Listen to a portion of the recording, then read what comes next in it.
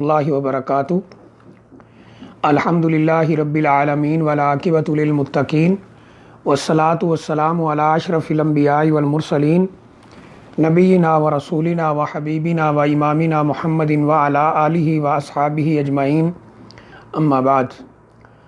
قال النبی صلی اللہ علیہ وآلہ وسلم افضل الصیام بعد رمضان شہر اللہ المحرم او کما قال علیہ الصلاۃ والسلام۔ قابل احترام بھائیوں، دوستوں، بزرگوں، انتہائی معزز ماؤں اور بہنوں، رسول اللہ صلی اللہ علیہ وآلہ وسلم کا فرمان گرامی ہے کہ رمضان المبارک کے بعد سب سے زیادہ افضل ترین روزے جو ہیں وہ محرم کے ہیں۔ اسی طرح ایک اور حدیث میں بھی ملتا ہے کہ نبی کریم صلی اللہ علیہ وسلم رمضان مبارک کے بعد محرم کا جو روزہ عاشورہ کا یعنی 10 محرم کا ہے اس کا اہتمام کیا کرتے تھے اور اس کو رکھنے کی کوشش کرتے تھے۔ ان حدیث سے پتہ چلتا ہے کہ محرم الحرام جو کہ حرمت والا مہینہ ہے، اس کے اندر روزوں کا اہتمام کرنا یہ انتہائی افضل عمل ہے، اعلیٰ عمل ہے، اور یہ مہینہ ان مہینوں میں شامل ہے جو حرمت والے مہینے ہیں، عظمت والے مہینے ہیں، تقدس والے مہینے ہیں۔ کفار مکہ بھی ان کا احترام کرتے تھے اور ان مہینوں میں لڑائی بند کر دیتے تھے۔ اللہ تعالیٰ نے قرآن مجید میں فرمایا ہے ان عدت الشہور عند اللہ 12 شہرا فی کتاب اللہ یوم خلق السماوات والارض منہا اربعۃ حرم، کہ جس دن اللہ تعالیٰ نے زمین و آسمان کو بنایا، زمین و آسمان کو تخلیق کیا، زمین و آسمان کو پیدا کیا، مہینوں کی تعداد 12 رکھی ہے، ان میں سے 4 حرمت والے ہیں۔ نبی اکرم صلی اللہ علیہ وسلم فرماتے ہیں ان 4 میں سے 3 تو مسلسل ہیں، ذوالحج، ذوالقعدہ، ذوالحج اور محرم، اور ایک رجب ہے۔ تو یہ حرمت والا مہینہ ہے، عزت والا مہینہ ہے، اس میں زیادہ سے زیادہ نیکی کا اہتمام کرنا چاہیے، اور اس میں نفلی روزے جو ہیں ان کا بھی اہتمام کرنا چاہیے، خاص طور پر عاشورہ کے روزے کا۔ عاشورہ سے مراد 10 محرم کا روزہ ہے۔ نبی کریم صلی اللہ علیہ وسلم جب مدینہ تشریف لائے، حدیث شریف میں موجود ہے،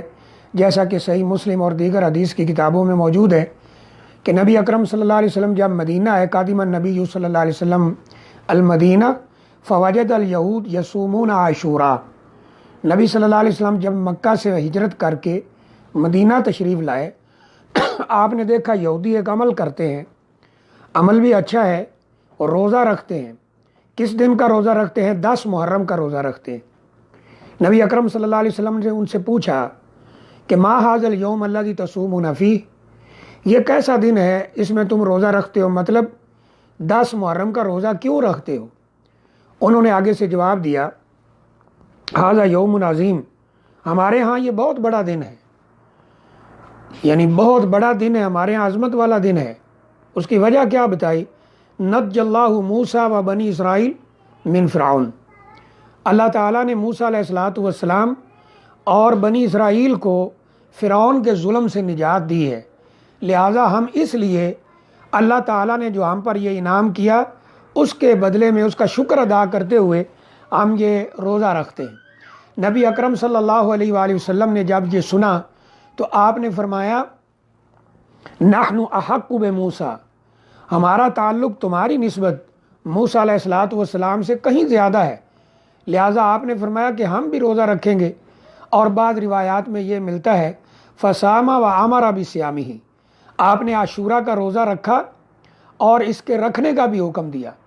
اس لیے رمضان مبارک کے روزے فرض ہونے سے پہلے عاشورہ کا روزہ انتہائی اہتمام کے ساتھ رکھا جاتا تھا، تو آپ نے یہ روزہ رکھا اور رکھنے کا حکم بھی دیا۔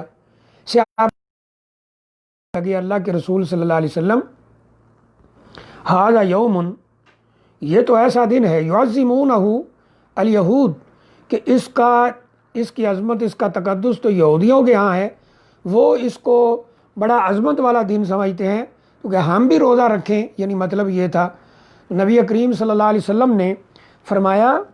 بعض روایات میں ہے کہ آپ نے فرمایا سومو و خالف الیہود، روزہ رکھو، یہودیوں کی مخالفت کرو، اور اس مخالفت کا آپ نے طریقہ یہ بتایا، آپ نے فرمایا کہ لئن بقیت الی قادم، اگر میں اگلے سال زندہ رہا، لأصومن التاسع، میں 9 محرم کا روزہ رکھوں گا۔ اور بعض روایات میں یہ ملتا ہے کہ آپ نے فرمایا سومو و خالف الیہود، روزہ رکھو، یہودیوں کی مخالفت کرو، سومو یومن قبلہ او یومن بعدہ،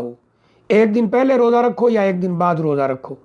اگرچہ بعض ہمارے علماء نے یہ سومو یومن قبلہ او یومن بعدہ والی روایت پر اعتراضات کیے ہیں، لیکن بہرحال جب ہم ساری بحث کو دیکھتے ہیں، اس کا خلاصہ دیکھتے ہیں، تو وہ یہی ہے کہ 10 محرم کا روزہ وہ رکھنا چاہیے،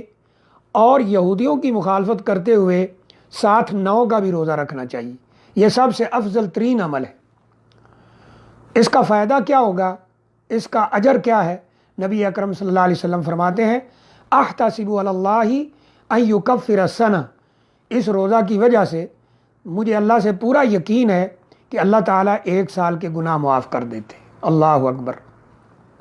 اللہ تعالیٰ ہمارے گناہوں کو معاف فرمائے۔ بعد میں یہ ہے صوم یوم عاشوراء، عاشوراء کے دن کا جو روزہ ہے وہ احتسب علی اللہ ان یکفر السنہ، مجھے اللہ تعالیٰ سے پوری امید ہے کہ وہ 1 سال کے گناہوں کی معافی کا سبب بنتا ہے۔ تو 9 اور 10 کا روزہ رکھنا چاہیے، یہی افضل اور بہتر ہے۔ اور دیگر روایات جیسے میں نے عرض کیا ہے ان کو مد نظر رکھتے ہوئے بہت سارے علماء کا یہ بھی خیال ہے کہ اگر کسی وجہ سے 9 اور 10 کا آپ نہیں رکھ سکے، یعنی 9 کا روزہ آپ نہیں رکھ سکے، تو پھر کیا کریں، یہ 9 والا روزہ رہ جانے کی وجہ سے 10 اور 11 کا رکھ لیں، تاکہ یہودیوں کی مخالفت ہو اور روزہ بھی رکھا جائے، اور انسان اتنے بڑے ثواب کو آئے، کہیں ایسا نہ ہو کہ وہ اس ثواب سے محروم ہو جائے۔ بعض علماء کا یہ بھی خیال ہے کہ صحیح مسلم کی یہ جو روایت ہے کہ لئن بقیت الی قادم لأصومن التاسع، کہ اگر میں اگلے سال تک زندہ رہا تو یعنی 9 کا میں روزہ رکھوں گا، تو اس لیے بعض لوگوں کا یہ خیال ہے کہ صرف اور صرف 9 کا ہی روزہ رکھنا چاہیے، کیونکہ اس روایت سے پتہ چل رہا ہے کہ آپ نے 9 کا روزہ رکھنے کی خواہش کا اظہار کیا ہے۔ لیکن شاید یہ بات صحیح محسوس نہیں ہوتی ہے، کیونکہ کبار علماء جو امت کے ہیں ان کا موقف یہ ہے کہ نبی اکرم صلی اللہ علیہ وآلہ وسلم کے فرمان کا مقصد یہ ہے کہ کیونکہ 10 محرم کا روزہ تو آپ نے رکھنے کا حکم دیا ہے، مخالفت کے لیے آپ نے فرمایا کہ اگر میں اگلے سال زندہ رہا تو 9 کا روزہ رکھوں گا، تو اس لیے 9 اور 10 کا روزہ رکھنا چاہیے۔ اس لیے بعض کبار علماء نے ترتیب اس طرح بتائی ہے کہ سب سے بہترین اور افضل عمل اور اعلیٰ درجہ یہ ہے کہ انسان 9 اور 10 کا 2 دن کا روزہ رکھے، تاکہ روزہ بھی رکھے اور یہودیوں کی مخالفت بھی ہو جائے۔ اگر یہ نہ ہو سکے تو پھر دوسرا درجہ کیا ہے کہ 10 اور 11 کا رکھ لے، تاکہ یہودیوں کی مخالفت ہو اور یہ ثواب بھی حاصل ہو۔ تیسرا درجہ کیا ہے کہ 10 کا اس نے رکھا ہے، 11 کا بھی کسی وجہ سے نہیں رکھ سکا، 9 کا آلریڈی اس سے رہ گیا ہے، تو یہ تیسرا درجہ ہے۔ تو سب سے اعلیٰ اور افضل درجہ کیا ہے کہ 9 اور 10 کا روزہ رکھا جائے، اور یہی بات صحیح محسوس ہوتی ہے۔ لیکن کسی وجہ سے اگر 9 کا رہ جائے تو پھر 10 اور 11 کا روزہ رکھ لیا جائے، اور اللہ تعالیٰ سے قبولیت کی دعا بھی کی جائے کہ اتنا بڑا ثواب 1 سال کے گناہوں کی معافی کا سبب ہے۔ ایک بات یہاں یہ قابل ذکر ہے کہ یہ بات ذہن میں رکھی جائے کہ 10 محرم کے اس روزے کا تعلق سیدنا حسین شہادت کے ساتھ قطع نہیں ہے، کیونکہ یہ روزہ پہلے سے بنی اسرائیل رکھتے تھے، پھر جب نبی اکرم صلی اللہ علیہ وسلم نے دیکھا کہ یہ رکھتے ہیں تو آپ نے رکھا اور رکھنے کا حکم بھی دیا اور ساتھ مخالفت کا بھی حکم دے دیا، لہٰذا آپ جو اس کا تعلق شہادت حسین رضی اللہ تعالیٰ عنہ کے ساتھ نہیں ہے۔ ایک اور بھی چیز قابل ذکر ہے کہ بعض ہمارے بھائی جو یعنی اس کو محرم کے ساتھ جوڑتے ہیں، بعض یعنی سیدنا حسین رضی اللہ تعالیٰ کی شہادت کے ساتھ، پھر وہ اس کا ثواب بہت زیادہ بیان کرتے ہیں جو کہ ثابت ہی نہیں ہے۔ اپنی طرف سے بنایا ہوا ہے کہ جی 1000 حجوں کا ثواب ہوگا، 1000 عمروں کا ثواب ہوگا، یہ ہوگا وہ ہوگا، یہ کہیں بھی ثابت نہیں ہے۔ بلکہ نبی اکرم صلی اللہ علیہ وسلم فرماتے ہیں کفا بالمرء کذبا ان یحدث بکل ما یسمع، آدمی کے جھوٹا ہونے کے لیے اتنا ہی کافی ہے کہ ہر سنی سنائی بات کو آگے بیان کر دے۔ تو بہرحال یہ یعنی عاشورہ کا روزہ اور محرم کے حوالے سے چند چیزیں ہیں جو عرض کر دی۔ اللہ تعالیٰ سے دعا ہے اللہ تعالیٰ ہمیں اس حرمت والے مہینے کی قدر کرنے کی توفیق عطا فرمائے، اس میں زیادہ سے زیادہ نفلی عبادات، نفلی روزے رکھنے کی توفیق عطا فرمائے، خاص طور پر 9 اور 10 کا روزہ رکھنے کی توفیق دے، اور 9 کا روزہ نہ رکھ سکیں تو 10 اور 11 کا روزہ رکھیں، اس کے اللہ تعالیٰ ہمیں توفیق عطا فرمائے، اللہ ہمارے اعمال کو قبول فرمائے۔ وآخر دعوانا الحمد للہ رب العالمین۔